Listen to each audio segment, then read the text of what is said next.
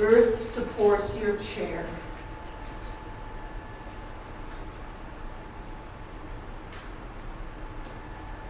We are here this morning in this space and time together as a community and as individuals who are opening our lives, opening ourselves, being that indwelling light of the divine.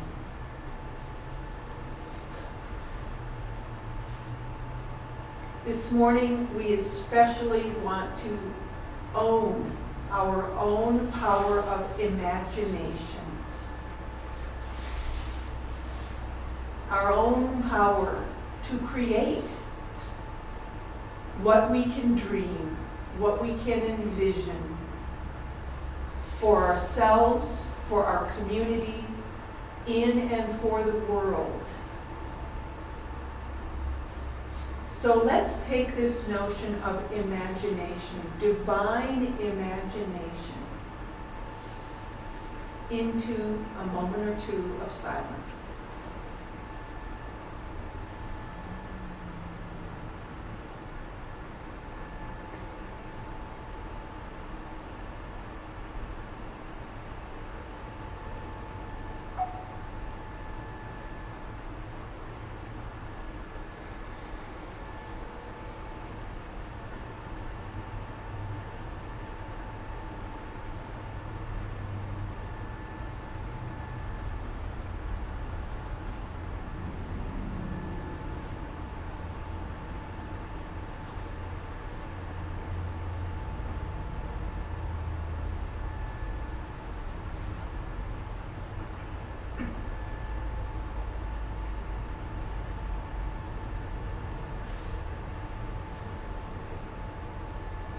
As we return to this place and time, we know that we can bring with us the peace of the place we just were to any situation, just as we can bring to any situation our own divine imagination to look at new and fresh possibilities. We give thanks for imagination in our lives. And with that we say, amen.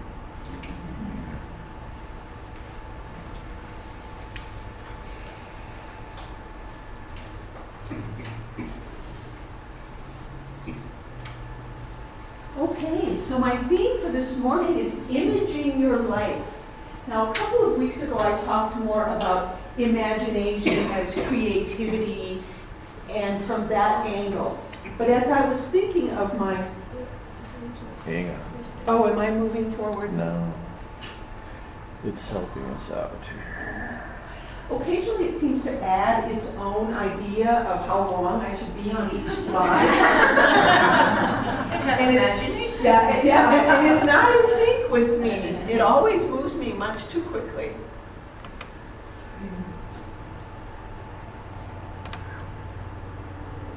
So we'll just give Sam a minute to get us there.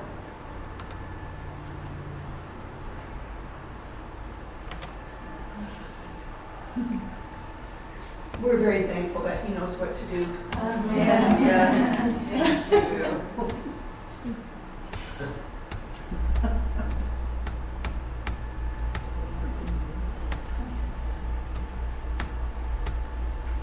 Sorry, I forgot to fix that when I pasted it in.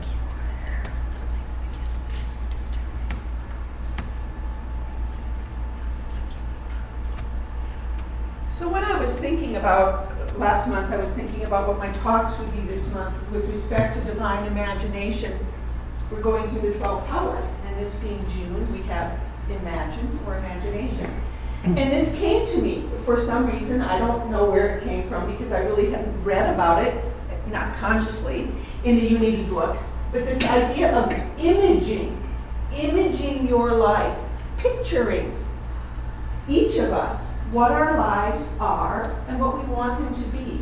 And then, after that notion came to me, I reread a number of the 12 power sources from Unity, and I started seeing this kind of language about imaging. First, let's take the Bible verse. I can't even see that first word. For God. For, thank you, yes. For God created humankind in his image. In the image of God, we are. Male and female. Thank you. Male and female, he created them. So we can start there when we ask ourselves, what is my image of myself? Well, how are we created? In the image of the divine. That's how we were created. So isn't that a nice starting point? Right? I am divine. Say that with me. I am divine. How can I not be? I was created in the image of the divine. So we can start there. Maya Angelou made her transition about 6 weeks ago or so. And this is a sentence that I heard a number of times upon her transition. If you are always trying to be normal, you will never know how amazing you can be. One of Maya Angelou's statements. If you are always trying to be normal, you will never know how amazing you are. And I think each of us can take that into our hearts as we look at what is my image of myself. I am amazing. Say that with me. I am amazing. Wow, did anyone else get goosebumps? What a nice place to start. I am divine, I am amazing. And then I noticed in this little book by Cora Diedrich Fillmore, this language, oftentimes when one becomes still, the Spirit of truth throws the message on the screen. Now isn't that an interesting way to put that? Throws the message on the screen. We have this screen in our heads that we throw things up on. The wind just took our poor little sign over. Throws the message on the screen when we are still, or when we are doing whatever it is that makes us still. You know, I'm going to share this little card again because I think there are a few people here today who weren't here 2 weeks ago, and people enjoyed it so much. I'll just share it with you one more time. This is a birthday card I got from my brother, and even though he and I haven't really talked about meditation, we seem to be in somewhat the same place with sitting down meditation. This card says, I tried meditation. I think I was doing it wrong. My meditation was, oh my God, I've got so much to do. I can't believe I'm sitting here wasting time breathing. Instead of picking up my dry cleaning and making flight plans for next weekend. Hey, my chest hurts. Maybe I should see a doctor. So my point being, we all have our own ways of getting into this stillness. And for me, I'm not a good sitter. But I have other things that I do that help me get into this silence and this stillness so I can let go of all that busy, crazy hubbub. Because doesn't that often keep us away from our true selves? Right? If we can get up at 7:30 in the morning and start and go all day into the evening, we don't have to think about who we are. Right? I don't have to think about what is my image of myself. Oh, because I've got to do this, and I've got to do that, and I've got to go this place. Exactly. But when we do whatever it is to get ourselves connected with ourselves, then we can ask, what is my image of myself? How do I see myself? How do I want to see myself? Because we can recreate this image at any time in our lives, right? We can move forward, we can move on, we can build on what we've already established and say, now, what piece do I want to add to this image of myself? But if we don't take a little time to get still and connect here with our daily word, that spirit of the divine within, we can bypass our whole lives. We really can, without ever asking, what is my image of myself and what do I want my image of myself to be? Also from Cora. I think there's a couple more chairs. Yes, there are. In fact, there's two right next to each other. Morning. No doubt you can recall some memorable occasion when your eyes saw what your soul had the ability to image and to hold. And there's that language again. What your soul had the ability to image and to hold. Now, when you're in that place, when you can really image, when you can see, this is who I am, this is who I want to be, at my absolute highest and best. Doesn't that give you some kind of physical sensation, some extra awareness, a little bit of an aha, that your soul is opening, right? Maybe you feel an opening. Someone tell me, what do you feel when you get in touch with that? This is who I am. This is who I want to be. Donna. Alive. Alive. Joyful. Joyful. Purpose. Purpose. Yeah. So to get a little grasp of what does that feel like? And then we can go to the Bible, and we can go to the Bible all day long about images and visions. Often the word used in the Bible is visions. So I pulled out just a few. Genesis is full of them. The word of the Lord came to Abram in a vision, in an image.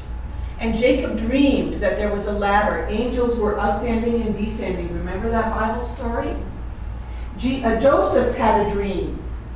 And Joseph was also an interpreter of dreams, right? And he was given, after being in prison for a number of years, was given special treatment by Pharaoh because he could interpret dreams. Dreams, images, visions. Also in Genesis, Pharaoh dreamed, awoke, and dreamed a second time. And that's when he went to Joseph and said, can you help me understand what this dream, this image, this vision is? I've heard it said of you, this is Pharaoh to Joseph, that when you hear a dream, you can interpret it. And there was great value putting on being able to interpret and understand dreams and visions. The Lord appeared to Solomon in a dream and said, ask what I should give you. And Solomon answered and said, I would like to have wisdom. Daniel had understanding in visions and dreams. An angel of the Lord appeared to Joseph of Mary in a dream. Women at the tomb saw a vision of angels. So we see this all over in the Bible, a recognition of the value of visions, of dreams, of images, in however they come to you, whether they come to you in your waking hours or in your sleeping hours, in your meditative time.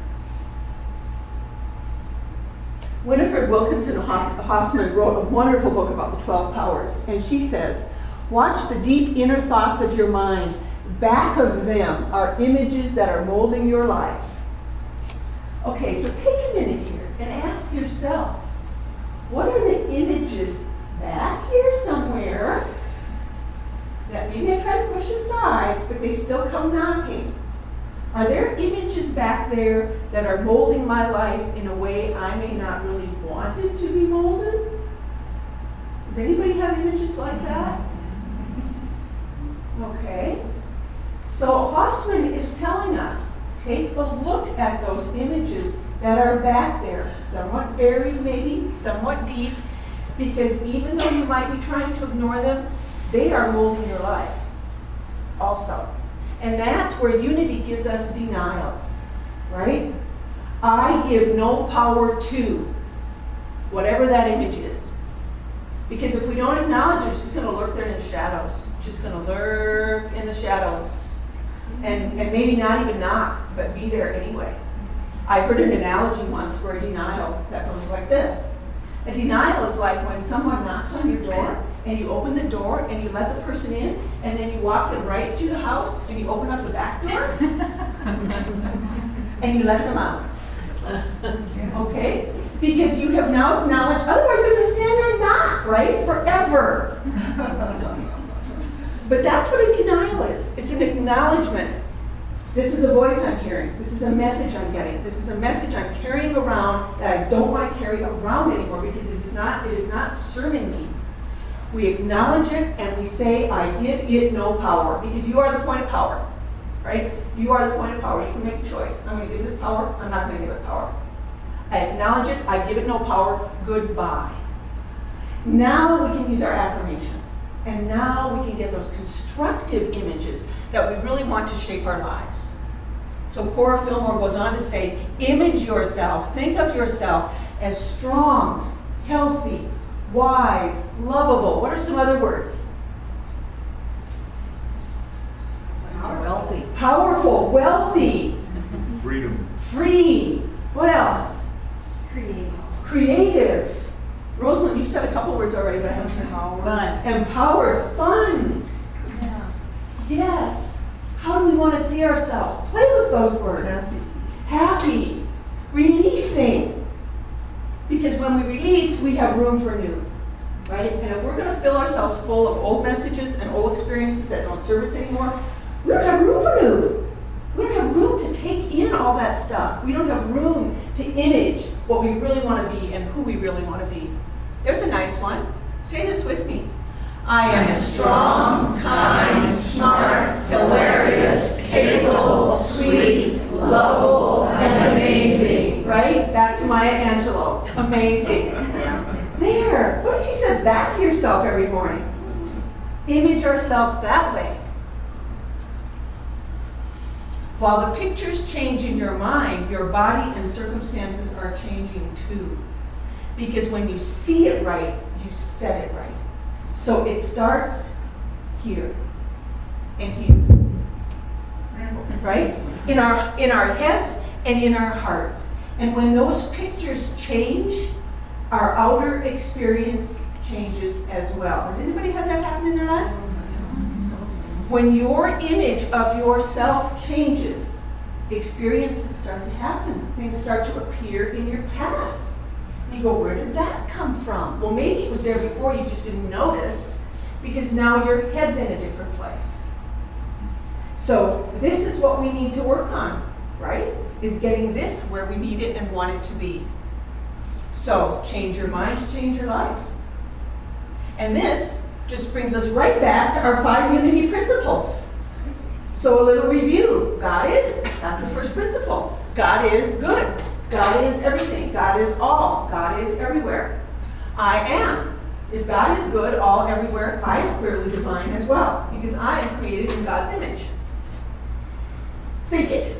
Right? The third principle. Think it. Fourth principle. Pray it. Fifth. Live it. Live it. Be it. And that's really what I'm talking about this morning. In imaging ourselves. Imaging ourselves as the divine beings that we are, getting our heads around it, focusing on it in our own meditative, in our own stillness, in our own divine aspects of our lives, and then living that. You know, I had a funny experience this week. I had some business cards made. I don't know if we have any of our Unity cards. Yeah. Does anybody have a Unity card? There's some out on the table. Donna's looking for one also. We'll see who gets there first.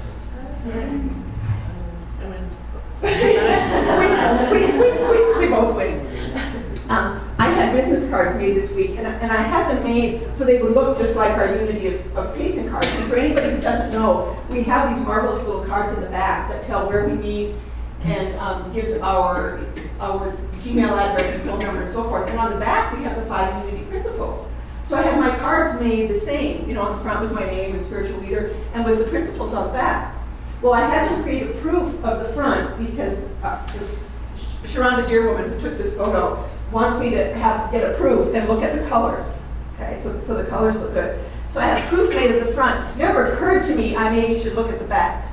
It's just straight and tight, for goodness sakes. Okay, so I'm putting these cards in my little card holder and so forth, and I happen to turn the card over. And the 5th principle read like this: knowledge of these spiritual principles is not enough. Okay, now what? Okay, there's another line under there that got cut off. And that line says, we must live them. And isn't that the whole message? Thank goodness I turned it over. It would have been so embarrassing to have people read this and say knowledge of these isn't enough. And they're going to think, this place is very strange because you can learn all these things, but it's still not enough. So what is it? Right? So we must live them. And that's really what this message is about. Imaging, living these principles in a very personal way, in who I am and how I operate each and every day, who you are and how you operate each and every day. That's the question, right? Who do you want to be? Who are you and who do you want to be? Consider the image you want to project to the world and refine it with your inner eye. Look at it from all angles. Deliberate about it. This could say meditate about it. Focus on it. Fill in the details. This is sometimes where we let go, right? We get kind of a loose picture of who we want to be, but we don't look at those details. And if we don't look at the details, it is not going to happen. Literally build it into the image you want to express. So naturally, whenever I do a talk, I have to ask myself, I wind up asking myself, what does this have to do with me? Well, nothing, of course. These messages have nothing to do with me. They have everything to do with me, always, all the time. So I'm asking myself, Lynnette, how do you image yourself? How do you want to image yourself? And I am finding myself in a transition. When I left the university I was with in Wisconsin and moved first to Colorado for a year and then here, I transitioned my employment into teaching online. And I taught for 3 or 4 different universities. And I decided I didn't want to spend that much time teaching, so I let one go. And then about 6 months later, I let another one go. And then about a year later, I let another one go. And recently, I let the other one go. It is tentative because that one I can easily pick up again if I want to. However, there's a danger in that, right? It's easier to go back to what we know than it is to move forward into something we don't know. It's there, and I guess that gives me a little comfort, but there's a part of me that knows very clearly I'm not going to pick that again. I have wanted to do serious writing my entire life. I have journals. I have a box this big of spiral notebooks full of stuff that I have written over the years. And that's before I started writing on the computer, because I have those files, too, of things I've written. I've got a book about 12 powers rolling around in my head. I've got lots of fiction rolling around. So this is where I'm working on imaging myself. Now, I've always had almost always had the kind of job that's been pretty independently structured. You know, as university faculty, you figure out, other than being in class, when you need to be there, you structure your day the way you choose to structure it. Yet this is very different. This is very different. And so far this summer, I'm avoiding the whole thing. Don't we do that? Because as Zoya and Cameron know, we're overhauling the exterior of our house. We spent the last year and a half over here overhauling the interior of the house. And now we're doing the exterior. And that doesn't just mean painting, does it, kids? No, this poor house has been, yeah. I use a tubacaulk per window up on top. So it really needs a lot of attention. But so I'm managing to avoid this whole thing for right now, except for this talk, right? Is asking me, Lynnette, what does this mean to you? How are you going to start to image yourself? Because as fall comes, this is where I'm headed. Is I'm going to sit down and write. It's been 10 years ago now that Zoya and I spent a semester in her home city in Siberia, in Ulan-Ude, and I taught there on a Fulbright. And when I got back, I wrote about 20 short pieces, and they're still in my computer, and very descriptive about our experience there. Only one of those pieces I was able to turn into something I could publish because I was in academia, right? So most of the stuff I wrote was not academic. One piece was, and it was about the difference between the educational systems there and here. So I focused in on that, I wrote that piece, I published it in an academic journal, and I set all the other stuff aside. And it's still there, and it's waiting, and it's knocking. And Zoya is doing some writing also. She's got a story that's set in Siberia, and it brings me back to some of that. So anyway, long story long, this talk has become very real for me in how am I going to image myself into this transition. So I worked on doing a few answers to that question. Writer Mama, right? There's a piece of the image. Once upon a time. Okay, some of this is going to be fiction. all kinds of ideas, right? That I deny the power of writer's block, right?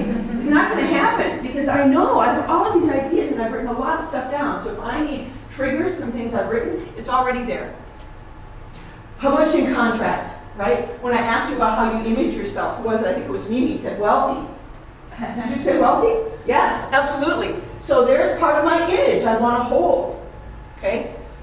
And not just one, multiple. Some years ago, I've spoken at a few different conferences, academic kinds of things, but it was a different sort of conference. And they asked me, do you have a book? No, I don't have a book. Well then, we can't have you, right? So there are so many entrees to things that I might want to do where the question is, do you have a book? Okay? So that's another image I'm having is yes, I not only have a book, I have multiple books. Which one would you like me to address? And there's that other piece, right? There's going to be money in it. And for me, one of the joys of money is giving it away. Is putting it where I think money should be put. So, here's my question for you. What about you? What's your image of yourself? How are you going to image yourself? How are you going to build on the wonderful divine person you already are and continue to put yourself out there in wonderful ways? So, thank you.